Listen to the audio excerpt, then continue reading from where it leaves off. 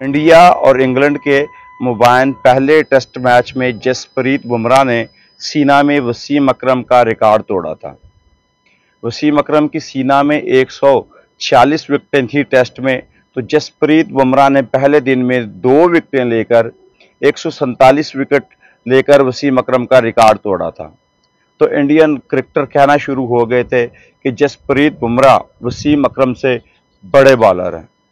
तो मैं कहना चाहता हूं कि सूरज की रोशनी जितनी भी मदम हो जाए, वो चांद की रोशनी से ज़्यादा होती है। जसप्रीत बुमराह का वसीम अकरम के साथ मुकाबला ये बुमराह के साथ ज़्यादती है। कहाँ वसीम अकरम, कहाँ बुमराह। आपको क्या लगता है जिस तरह का बॉलर था वसीम अकरम, अगर वो 371 रन को डिफेंड कर रहे होते और इंग्लैंड रन बना जाता, ये ख्वाब तो हो सकता था लेकिन हकीकत नहीं हो सकता था। मगर बुमराह के होते हुए इंग्लैंड ने वो रन बनाए हैं।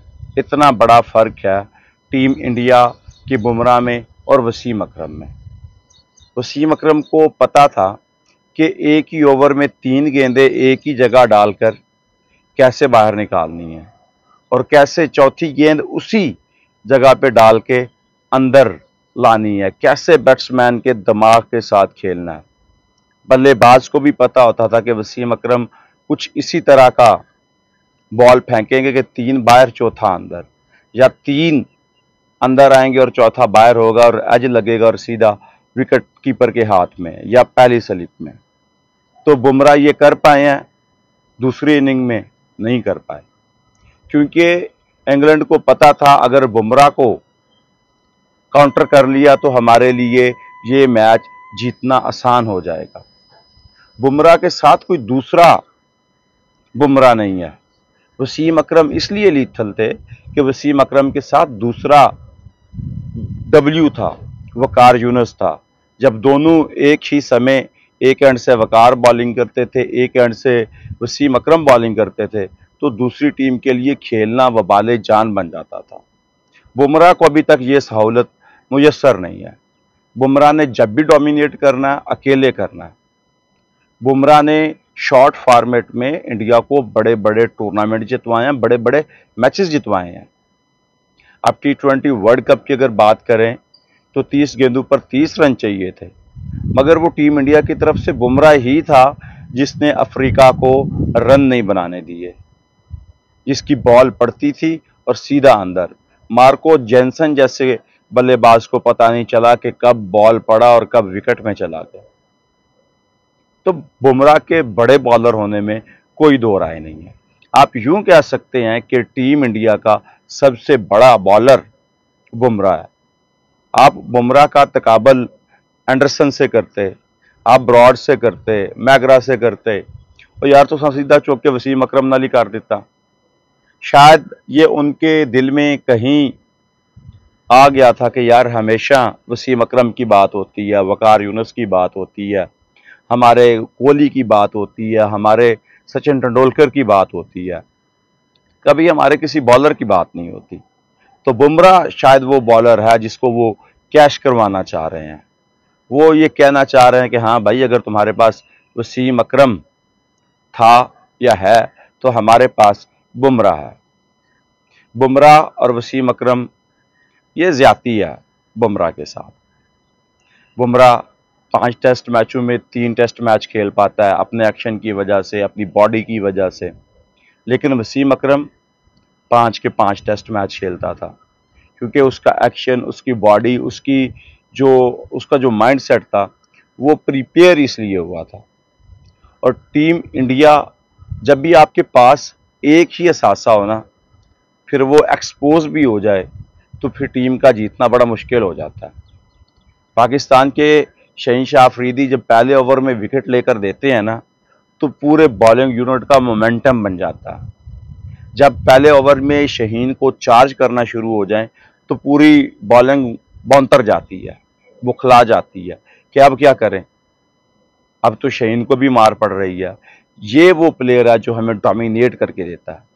तो टीम इंडिया के बाकी बॉलर भी बुखला जाते हैं जब बुमराह को काउंटर किया जाता है।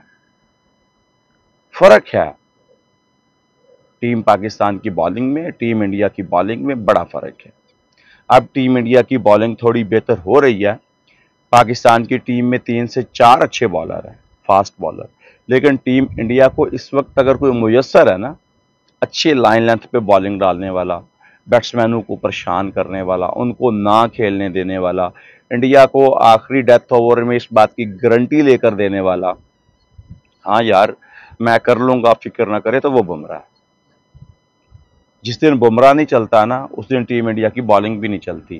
2021 का T20 का वर्ल्ड कप याद होगा, यही बुमराह था ना, चूंकि हावी होकर खेला पाकिस्तान ने, उन्होंने काउंटर किया।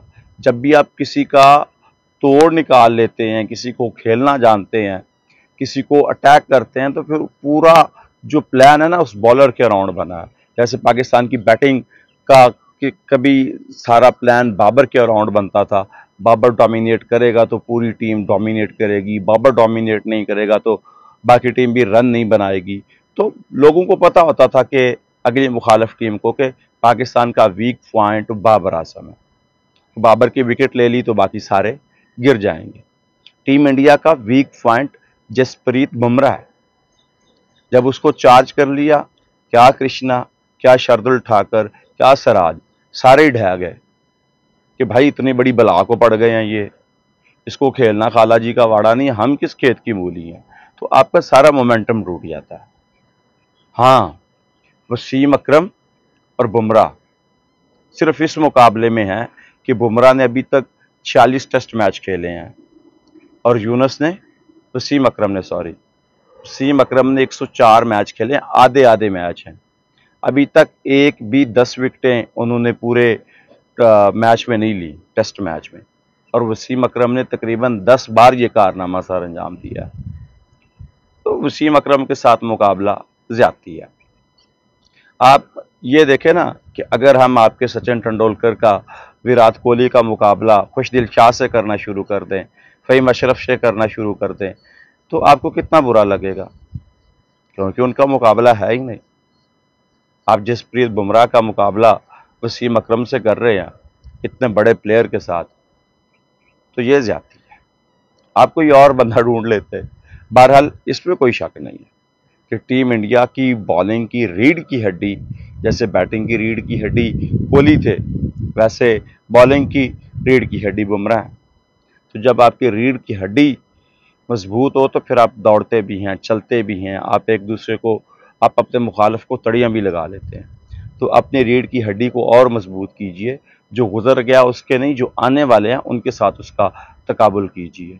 बाकी बॉलरों को एग्जाम्पल दीजिए, अपनी टीम को समझाइए कि बुमराह जैसा बॉलर बने, एक ही लेंथ पे बॉल डालना सीखें, अंदर बाहर करना सीखें बॉल को, ताकि आपकी टीम जीते। ये खाली टामक टूटियाँ मारना छोड़ें कि भाई ये फलां से बड़ा बॉलर है, ये वकार यूनुस से बड़ा बॉलर है। हालांकि खुद बुमराह ने कहा कि मैंने यॉर्कर मारना वकार यूनुस की वीडियो देखकर सीखा। उस्ताद और शागिर्द का कभी मुकाबला नहीं होता। ठीक है।